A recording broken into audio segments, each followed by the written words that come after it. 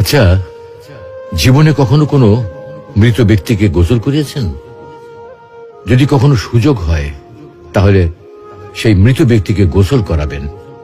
তখন খুব কাছ থেকে দেখবেন মৃত মানুষের দেহটা কতটা অসহায় লাগে, মৃত্যুর পরে মানুষের দেহ কতটা ভয়ের কারণ হয়ে দাঁড়ায়।